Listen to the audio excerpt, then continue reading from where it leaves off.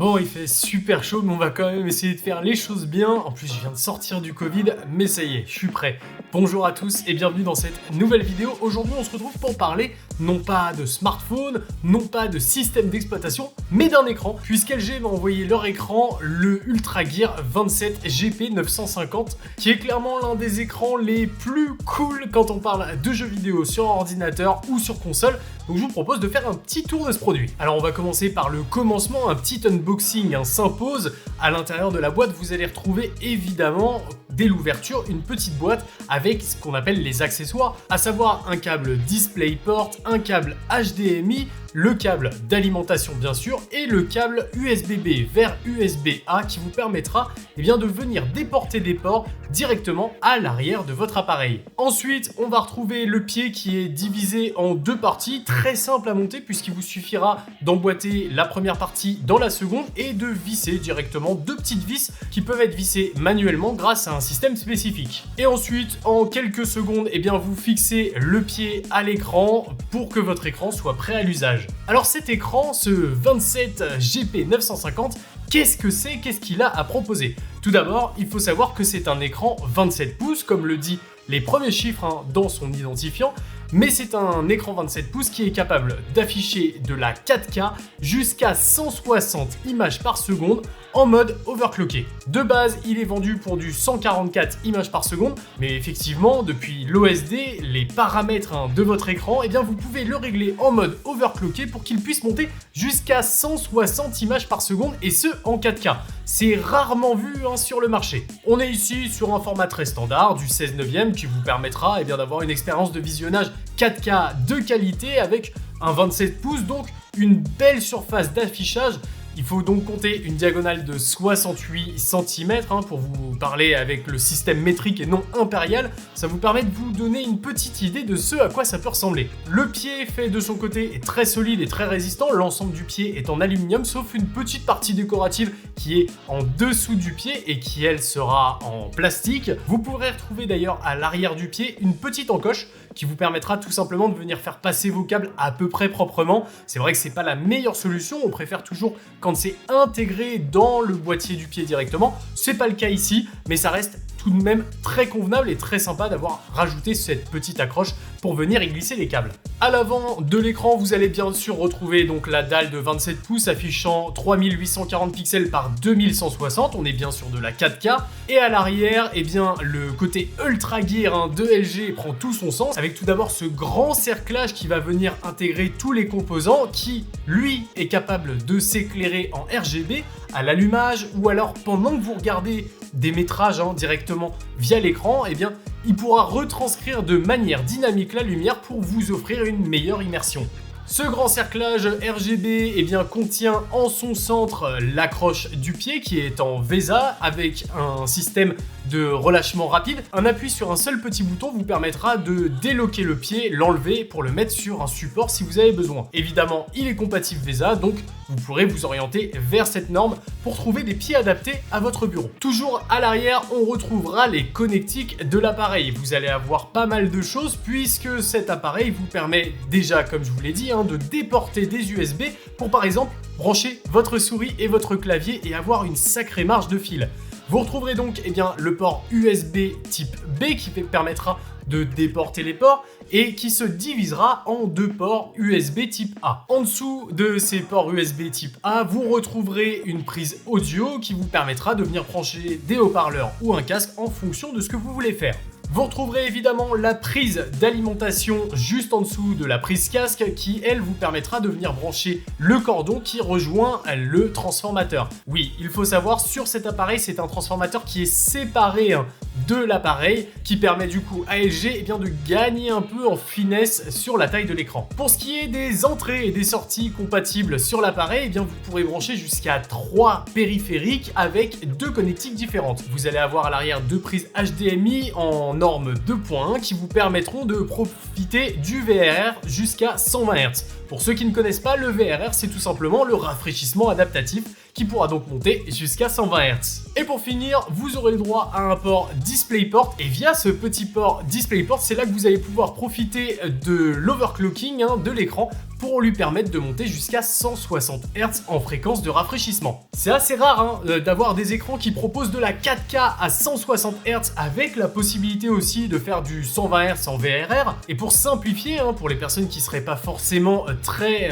au courant et très au fait de toutes ces dénominations technologiques, eh bien on peut tout simplement dire que cet écran sera capable de faire tourner les meilleurs jeux que vous avez sur PlayStation 5 ou Xbox Series X, et ce sans problème au maximum des capacités. Sur le dessous de l'appareil, vous allez retrouver deux boutons très spécifiques. Le premier, un petit joystick 4 axes qui vous permettra très facilement de naviguer dans l'OSD. OSD qui d'ailleurs est très visuel et très complet, on se retrouve très facilement dedans. C'est vrai que j'ai eu l'occasion de tomber sur des OSD qui étaient très complexes à utiliser, un peu bordéliques. Là, on y navigue très bien et très facilement. Et à côté de ce petit joystick, vous retrouverez une molette également cliquable qui vous permettra de gérer principalement vos différents presets de couleurs et d'affichage, mais aussi contrôler l'éclairage à l'arrière de l'écran, changer de couleur, augmenter ou réduire la luminosité, ou tout simplement l'éteindre si vous ne voulez pas utiliser la lumière à l'arrière de l'écran. Maintenant qu'on a fait un petit tour de la bête, je vais vous donner aussi mon retour d'expérience parce que j'ai pu l'utiliser un peu. J'ai mis de côté mon 49 pouces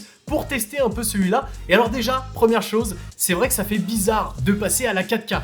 L'écran de 49 pouces que j'utilise habituellement, lui, est limité à de la 2K, donc c'est du 5120 par 1440, donc de la 1440p.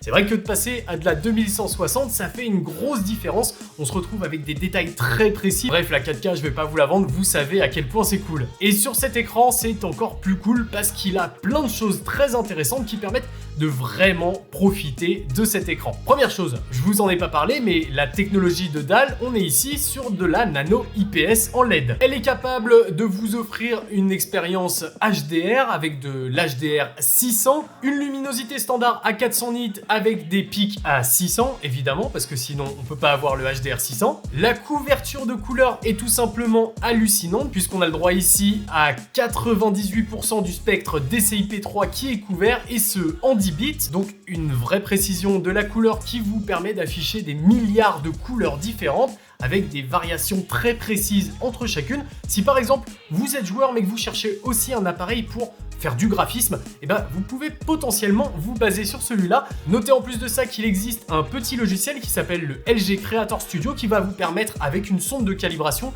de parfaitement calibrer votre écran pour qu'il colle à vos besoins si vous travaillez dans l'image par exemple. Et même lorsqu'on parle de fuite de lumière, l'écran s'en sort plutôt bien comme vous pouvez le voir à l'image. Cette fuite de lumière, effectivement, vient des quatre coins de l'écran, mais relativement bien maîtrisée. Mais si on rentre plus dans les petites fonctionnalités qui vont être recherchées principalement par les gamers, c'est simple, vous allez retrouver tout ce dont vous avez besoin. 1 milliseconde de temps de réponse de gris à gris, un traitement anti-reflet 3H qui vous permettra de vous assurer de pouvoir jouer dans les meilleures conditions, même s'il y a un peu de jour derrière vous, ce qui est le cas chez moi par exemple. Compatible FreeSync, compatible G-Sync, et vous aurez également un Black Stabilizer qui va vous permettre d'afficher les noirs, de faire jouer un peu sur les contrastes en fait, pour vous permettre de toujours voir ce qui se passe même dans les zones les plus sombres de l'écran, un peu un complément au HDR si je puis dire. Vous aurez aussi la possibilité de venir placer un crosshair virtuel si vous voulez jouer avec une petite mire et que votre jeu n'en a pas. C'est un peu cheaté cette technique, mais elle est présente si vous en avez besoin. Bref, c'est vraiment un écran parfait pour les joueurs comme pour les créatifs qui veulent un appareil convaincant, fonctionnel dans toutes les conditions. Comme vous le voyez actuellement, je visite un peu l'OSD de l'appareil pour vous montrer un peu tout ce qu'on peut retrouver à l'intérieur.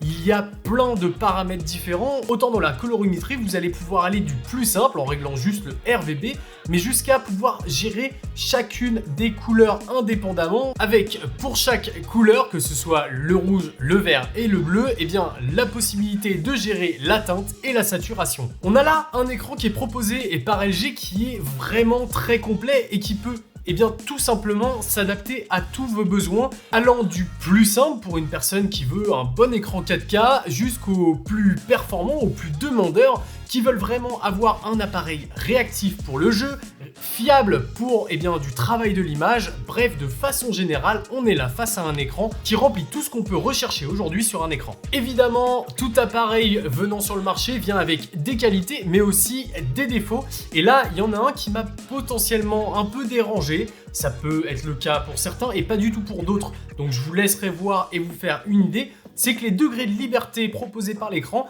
manquent d'une fonction de panoramique. On va effectivement pouvoir baisser et monter l'écran en hauteur, le tilter, c'est-à-dire le pencher soit vers l'avant, soit vers l'arrière, ou alors le faire pivoter de 90 degrés sur la droite ou sur la gauche. Malheureusement, on ne va pas pouvoir le faire basculer latéralement si vous avez par exemple un setup avec plusieurs écrans et que vous voulez aligner les pieds, eh bien vous n'allez pas pouvoir le faire. C'est peut-être un problème qu'il faut prendre en compte avant l'achat. A noter qu'actuellement, l'écran est proposé à 699 € au lieu de 899 € sur le site d'LG. C'est vraiment un écran qui va venir compléter votre setup pour jouer dans les meilleures conditions, que ce soit à la console ou à l'ordinateur, avec des forts taux de rafraîchissement et ce, toujours en 4K. C'est vraiment l'un des meilleurs écrans qu'on puisse trouver sur le marché aujourd'hui. Attention, cependant, il y a aussi quelque chose à prendre en compte, c'est que si vous voulez profiter pleinement de cet écran, il vous faudra la carte graphique adéquate. Partez avec au moins une 3070 pour pouvoir profiter au maximum de cet écran en 4K 144 images par seconde, parce que c'est vrai que si vous commencez à aller sur des cartes graphiques un peu plus basses, vous risquez d'avoir quelques difficultés. Voilà pour ce test